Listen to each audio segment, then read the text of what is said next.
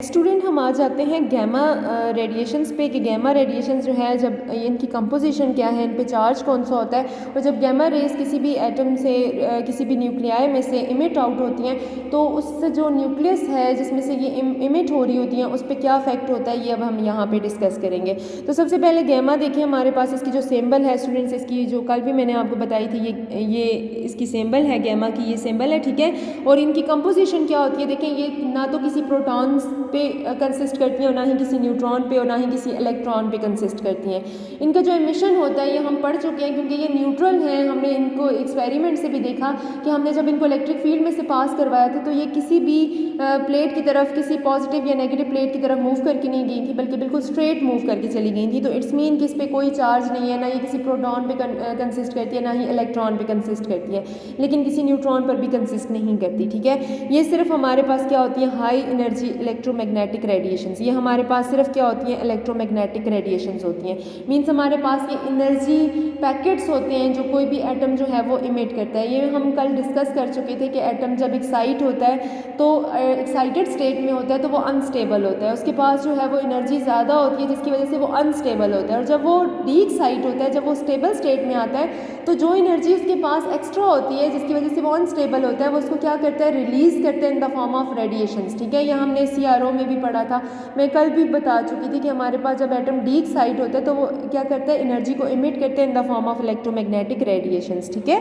तो हमारे पास ये किसी प्रोटॉन, न्यूट्रॉन या इलेक्ट्रॉन पे कंसिस्ट नहीं करती बल्कि ये हमारे पास सिंपली क्या होती हैं, इलेक्ट्रोमैग्नेटिक रेडिएशंस होती हैं। इन पे चार्ज क्या होता है, हम शुरू से यही बात करते आ रहे हैं कि हमारे पास एक ऐसी रे है जो कि न्यूट्रल है हमारे पास। हमने मैग्नेटिक जो फील्ड है उसमें भी इसका इफेक्ट देखा कि मैग्नेटिक फील्ड में भी इस पर हमने देखा इस पर कोई इफेक्ट नहीं हुआ, इलेक्ट्रिक फील्ड में भी हमने देखा कि इस पर भी कोई इफेक्ट नहीं हुआ। तो हमारे पास स्टूडेंट्स इस पे जो चार्ज है वो ज़ीरो है ठीक है, चार्ज इस पर कोई भी नहीं है, ये चार्ज लेस है। नेक्स्ट हमारे पास इफेक्ट ऑन पेरेंट न्यूक्लियस, इसके न्यूक्लियस पे क्या इफेक्ट होता है ये हमने देखना है। तो इसके न्यूक्लियस पे जो इफेक्ट होता है स्टूडेंट, जस्ट जो भी न्यूक्लियस ये रेडिएशंस इमिट करेगा, जो भी न्यूक्लियस ये रेडिएशंस इमिट करेगा उस न्यूक्लियस पे उसके ना तो मास नंबर चेंज होगा और ना ही एटॉमिक नंबर चेंज होगा ठीक है। कोई भी रेडियोएक्टिव जो भी कोई भी अनस्टेबल न्यूक्लियस है जो कि गैमा रेज इमिट कर रहा है, तो गैमा रेज इमिट करने के बाद उसकी ना तो एटॉमिक मास में कोई चेंज आएगा ना ही उसके एटॉमिक नंबर में कोई चेंज आएगा। अगर चेंज आएगा तो जस्ट उसकी एनर्जी में चेंज आएगा, सिर्फ उसकी एनर्जी जो है वो कम होगी, इस एटम में एनर्जी लॉस आएगा। इसके अलावा ना तो उसके मास में कोई लॉस आएगा और ना ही एटॉमिक नंबर इंक्रीज या डिक्रीज होगा।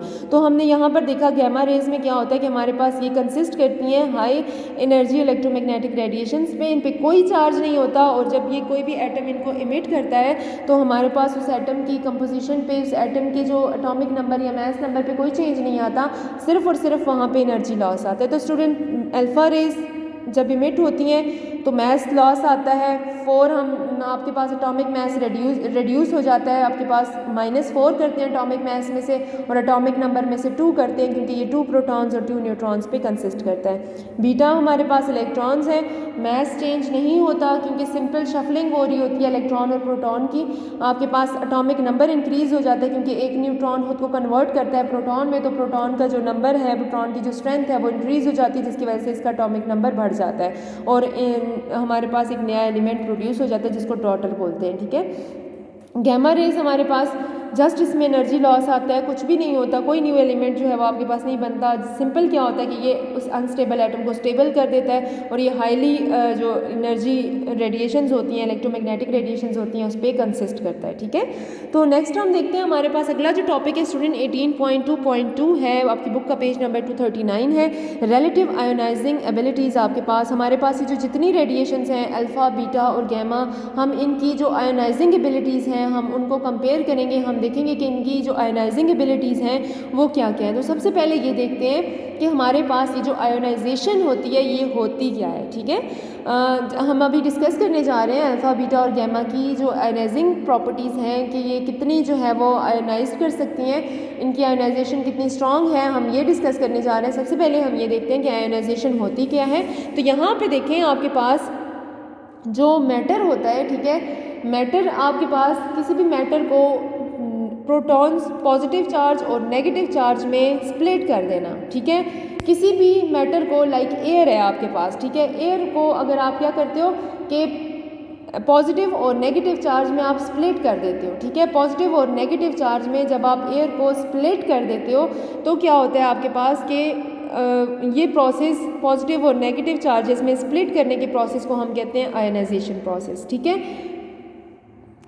हम इसको इस तरह से भी कह सकते हैं कि पॉजिटिव और नेगेटिव आयंस बनाने को भी हम आयोनाइजेशन कहते हैं। फॉर एग्जांपल रेडिएशन जो है हमारे पास, यहाँ पे मैंने लिखा है matter splits into positive and negative ion. आपके पास जो भी एयर है, मैटर ले रहे हैं यहाँ पे एयर है, दरमियान में मीडियम हमारा एयर है, तो एयर जो है हमारे पास अभी देखें, एयर को अगर पॉजिटिव आयंस और नेगेटिव आयंस में कन्वर्ट कर दिया जाए, जितने भी इसमें मौजूद जो एटम्स हैं उनके आयंस बना दिए जाएँ, पॉजिटिव और नेगेटिव आयन बना दिए जाएँ। आपने पढ़ा हुआ है पॉजिटिव और नेगेटिव आयन किस तरह से बनते हैं, ठीक है। केमिस्ट्री में आपके पास अगर इस एयर के आयंस बना दिए जाएं, पॉजिटिव और नेगेटिव आयंस बना दिए जाएं, तो आपके पास जो है इस प्रोसेस को हम क्या कहेंगे, आयनाइजेशन कहेंगे। तो आयनाइजेशन बाय रेडिएशंस की मदद से जब हम मैटर को स्प्लिट करते हैं पॉजिटिव और नेगेटिव आयंस में, तो इस प्रोसेस को हम कहते हैं आयनाइजेशन प्रोसेस, ठीक है। मैं वंस अगेन रिपीट करती हूँ कि रेडिएशंस की मदद से हम मैटर को पॉजिटिव और नेगेटिव आयंस में जब स्प्लिट करते हैं तो इस प्रोसेस को हम कहते हैं आयनाइजेशन प्रोसेस, ठीक है।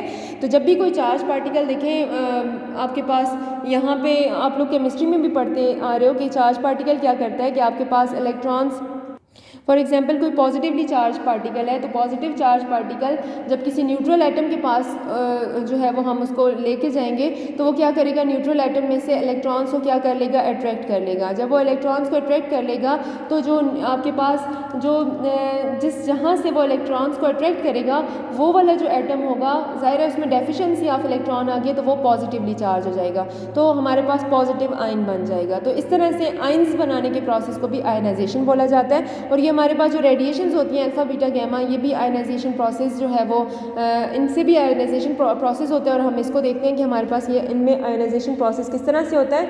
हमारे पास देखें जिस तरह हमारे पास देखें अल्फ़ा जो रेज़ हैं, अल्फ़ा रेज़ हमारे पास कंसिस्ट करती हैं 2 प्रोटॉन्स और 2 न्यूट्रॉन्स पर, ठीक है। तो अल्फ़ा रेज़ पर हमारे पास देखें न्यूट्रॉन तो न्यूट्रल होते हैं, तो जो भी चार्ज होता है अल्फ़ा रेज़ पे वो due to the positive protons होता है। प्रोटॉन्स की वजह से जितना भी चार्ज होता है हमारे पास वो अल्फ़ा जो टोटल अल्फ़ा रेडिएशंस होती है उन पर चार्ज होता है। तो हमने कल पढ़ा था कि हमारे पास अल्फ़ा रेडिएशंस पे +2 चार्ज होता है, ठीक है।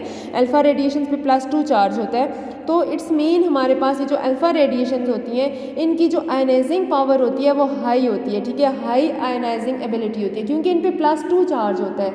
और ये जब आपके पास जब भी कोई चार्ज पार्टिकल, मैंने अभी भी बताया, किसी न्यूट्रल एटम में से गुजरता है तो वो उसको क्या करता है कि वो उसको क्या कर देता है कि उसको भी आयन बना देता है। अभी मैंने एग्जांपल दी कि इलेक्ट्रॉन को क्या करेगा, ये जो है वो खींचेगा अपनी तरफ और अट्रैक्ट करेगा, और जो एटम जहाँ से इलेक्ट्रॉन इसने लिया उस एटम में डेफिशिएंसी ऑफ इलेक्ट्रॉन हो जाएगी, जिसकी वजह से वो क्या हो जाएगा, वो पॉजिटिव चार्ज हो जाएगा, तो पॉजिटिव आयन बन जाएगा। तो इस तरह से इसने पॉजिटिव आयन बना दिए। तो हमारे पास जो अल्फ़ा पार्टिकल्स हैं उन पे +2 चार्ज होता है, और इस चार्ज की वजह से इनकी जो आयनाइजिंग पावर होती है, जो आयनाइजेशन एबिलिटी है वो बहुत ज़्यादा है। ये जब किसी भी एयर में से जब पास करते हैं, एयर में से ये जब गुजरते हैं हमारे पास, तो क्या होता है कि ये जो एयर होती है उसको क्या कर देते हैं, ये आयनाइज कर देते हैं, ठीक है। आयनाइज करने का मतलब है कि इसमें मौजूद जो आपके पास मैटर है उसको पॉजिटिव जो है वो आयंस में और नेगेटिव आयंस में कन्वर्ट कर लेते हैं। तो इसकी हाईली आयनाइजिंग एबिलिटी या हाईली आयनाइजिंग एबिलिटी का मतलब है कि इस पर चार्ज ज़्यादा है। इन दोनों के मुकाबले में आप खुद भी कंपैरिजन करें तो बीटा गैमा के मुकाबले में अल्फ़ा पे चार्ज ज़्यादा है।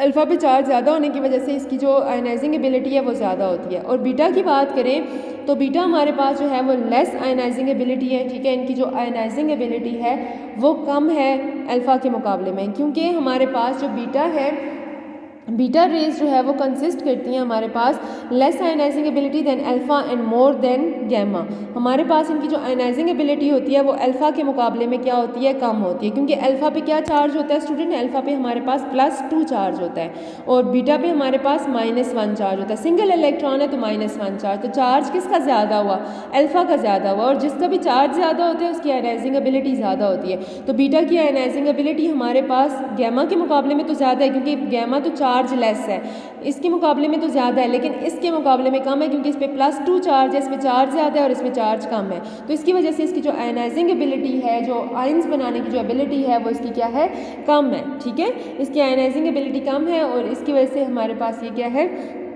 Less ionising ability than alpha and more than gamma. ये जो एयर को आयनाइज करती है ये अल्फ़ा के मुकाबले में कम करती है, लेकिन गैमा के मुकाबले में ज़्यादा करती है। जो गैमा है वो हमारे पास लीस्ट आयनाइजिंग एबिलिटी है, इसकी आयनाइजिंग एबिलिटी बिल्कुल कम है, ना होने के बराबर है, क्योंकि अल्फ़ा हमारे पास जो क्या है, सॉरी जो गैमा हमारे पास है, गैमा हमारे पास एक चार्ज लेस है। मतलब किसी चीज़ पे कोई चार्ज ही नहीं होगा तो वो कैसे आयनाइज करेगा, खुद वो न्यूट्रल है, तो वो कैसे किसी न्यूट्रल एटम में आयंस प्रोड्यूस कर सकते हैं। न्यूट्रल एटम में आयंस प्रोड्यूस करने के लिए ज़रूरी है कि जो पार्टिकल है वो खुद चार्ज हो, उस पर पॉजिटिव या नेगेटिव कोई ना कोई चार्ज हो, ठीक है। तो ये जब खुद न्यूट्रल है, इसमें कोई चार्ज ही नहीं है, तो ये किस तरह से जो है वो आयनाइजेशन एबिलिटी जो है वो इस पे आयनाइजिंग एबिलिटी कैसे हो सकती है। तो इसलिए इसमें बिल्कुल लीस्ट सबसे कम या फिर ना होने के बराबर इसकी जो है वो आयनाइजिंग एबिलिटी होती है। स्टूडेंट्स हमने पढ़ा about the emission of nature of emission of beta and gamma radiations और इनकी आयनाइजिंग एबिलिटी पढ़ी मैंने। जो आपके नेक्स्ट वाले जो टॉपिक्स हैं ये भी मैंने आपको अभी बता दिए। ये जब आप रिएक्शंस करेंगे तो आपके लिए बहुत ईजी होगा, क्योंकि हम ये सारी चीज़ें, इन रिएक्शंस की जो सारी चीज़ें वो हम पहले ही एक्सप्लेन कर चुके हैं, ठीक है। तो हम जो है वो नेक्स्ट जो लेक्चर होगा उसमें हम इनकी पेनिट्रेशन एबिलिटी को जो है वो डिस्कस करेंगे।